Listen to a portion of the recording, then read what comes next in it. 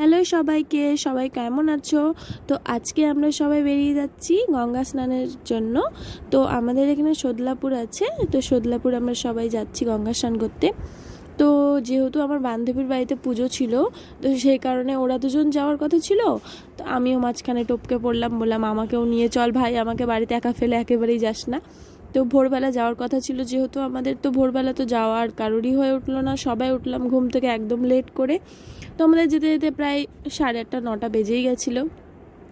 তো আমরা বেরিয়ে তো পড়েছি, আর চারিদিকটা এত সুন্দর লাগছিল, আর সকাল সকাল টোটোতে করে যাচ্ছি।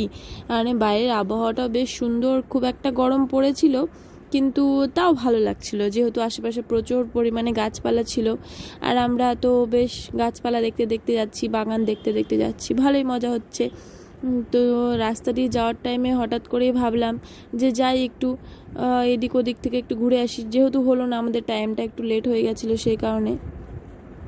তো যাই হোক, রীতিমতো আমরা ঘাটের ধারে পৌঁছে গেছি।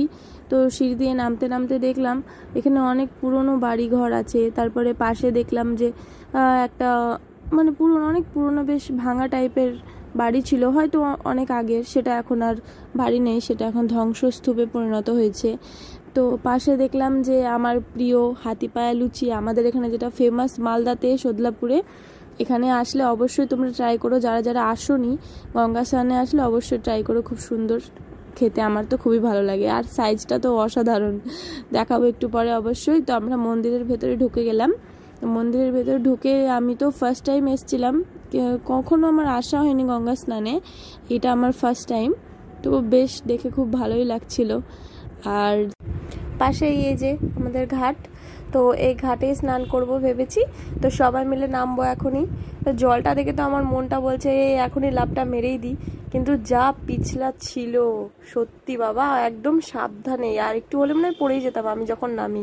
তো মন্দিরগুলোতে ঢুকবো, কিন্তু দেখলাম মন্দিরের দ্বারগুলো বন্ধ। খুব সুন্দর সুন্দর মন্দির আছে এখানে, বাবা ভোলেনাথের আছে, আদার্স ঠাকুরেরও মন্দির আছে। খুব ভালো লাগছিল, ভাবলাম চানটা করে এসে তারপরে পুজোটা দিয়ে নেব। তো আমরা রীতিমতো এই তো ঠাকুরগুলোকে একটু দেখলাম, ভালো করে একটু প্রণাম করলাম, তারপরে গেলাম যে যাই মা গঙ্গার কাছে স্নানটা করে এসে পুজোটা দিয়ে নিই, তারপরে আবার শুরু করব। তো যাই হোক, তো আমাদের স্নান টান করা কমপ্লিট হয়ে গেল। এই তো কাকিমা শুরু করে দিয়েছে পুজো করা, আর কাকিমা ফার্স্ট পুজো দিয়ে ফেলেছে, তারপরে আমিও পুজো দেব। সবাই এক এক করে সারছি। আমার বান্ধবীরও পুজো দেওয়া হয়ে গেল, তো ওরও কমপ্লিট, এবার আমার পালা। তো আমি বললাম তোরা তাড়াতাড়ি দিয়ে নে ভালো করে, দিয়ে ঠাকুরকে বললাম যে ঠাকুর সবাইকে ভালো রেখো, সবাই যেন সুস্থ থাকে, আর যেন দুবেলা দুমুঠো খাওয়ার যাতে সবার জোগাড় হয়ে যায়, কেউ যাতে অভুক্ত না থাকে, এটুকুই সবসময় আমার ঠাকুরের কাছে চাওয়া পাওয়া থাকে, সবাই যেন ভালো থাকে। আমাদের জীবনে অনেকের অনেক রকম কষ্ট, অনেক দুঃখ, অনেকের অনেক রকম প্রবলেম ছাড়া কারুর জীবনটাই যেন এখনকার দিনে শুনতেই পাই না যে বেশ ভালো আছি, বেশ ভালো আছি। এত অসুবিধার মধ্যেও যেন সবাই ভালো থাকে, সবার যাতে ছোটোখাটো মনস্কামনাগুলো যাতে পূরণ হয়, এটাই চাওয়া থাকে। তো আমরা পুজোটা দিয়ে নিলাম, পুজোটা দিয়ে নিয়ে এবার চলে যাব খেতে। তো ঠাকুরকে এক জায়গায় পুজোটা দিলাম, তারপরে তো আমি এই যে তুলসী থানে, আশা করি এটা তুলসী থান কিনা জানি না সঠিক, তোমরা একটু জানিও আমাকে এটা কিসের থান, আমার ঠিক জানা নেই। আমি তো মানে আইডিয়াতেই ভাবলাম হয়তো এটা তুলসী থান হবে না কি, বুঝতে পারছিলাম না।